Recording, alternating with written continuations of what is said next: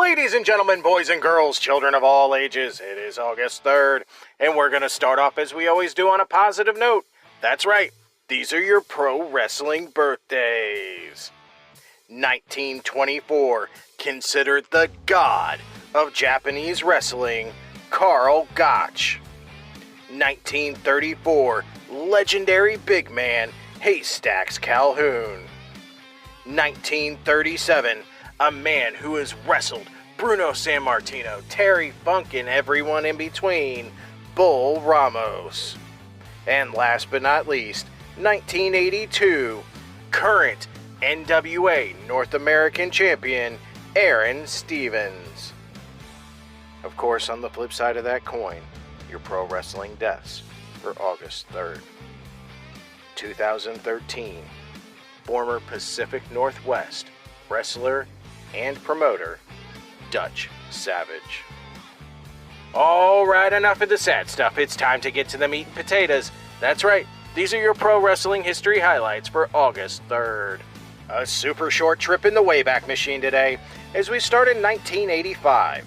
A huge 16-match card was held in the Aloha Stadium in Honolulu, Hawaii, named Polynesian Hot Summer Night. The show drew over 12,000 fans for a show that brought talent from the US and Japan. The show was promoted by the Maivia family, almost fell apart at the last minute when Jim Crockett didn't want his wrestlers on the show with Lars Anderson due to past issues between the two. The issues were cooled off enough before the show so that the event could take place. In the main event, NWA World Champion Ric Flair versus Siva Afi ended in a double disqualification. 2 years later in 1987, Shane Douglas, substituting for Sting, who was attacked earlier in the show, defeated Eddie Gilbert to win the UWF television title. Bumping ahead 2 more years to 1989, the NWA ran 2 different events on the same night. First, Greensboro, North Carolina was headlined when NWA champion Sting pinned Ric Flair. The second show was headlined in Pittsburgh, Pennsylvania by El Gigante winning a 14-man battle royal. Grabbing my flannel and going to the decade of grunge, 1991. Tri-State Wrestling, in many ways the precursor to ECW, ran their Summer Sizzler 2 event in Philadelphia, Pennsylvania at the Penn Hall. The show, which drew only 550 fans, was headlined by a unique 3 falls match between Cactus Jack and Eddie Gilbert, in which each fall had a different stipulation. Because of that match, the show became a hot item amongst tape traders.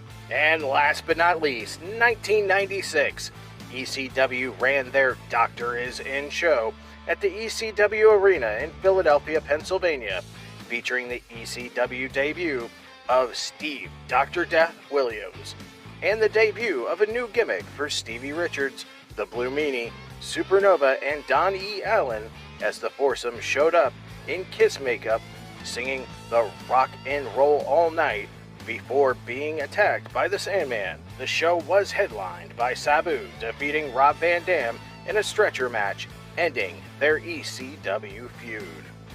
Those were your super short but sweet pro wrestling history highlights for August 3rd. I'm the Eclectic Gentleman, Stephen Watts, and we'll see you tomorrow. The show was headlined by Sabu defeating Rob Van Dam in a stretcher match, ending their ECW feud. Those were your super short but sweet pro wrestling history highlights for August 3rd. I'm the Eclectic Gentleman, Stephen Watts, and we'll see you tomorrow. But to return to Mr. Galindo, the big question now is, which one's got the Tony? But wrestling looks more strenuous, and with another pair on hand, you've got Rough on the Ref. For the fans, by the fans, WFIA, the legendary wrestling fan organization that started back in 1967, is back, more interactive and better than ever. Whether you're a fan, wrestler, or promoter, join WFIA, Wrestling Fans International Association, and see what WFIA can do for you at the WFIA.org. For the love of the art, the business, and the community, the WFIA.org.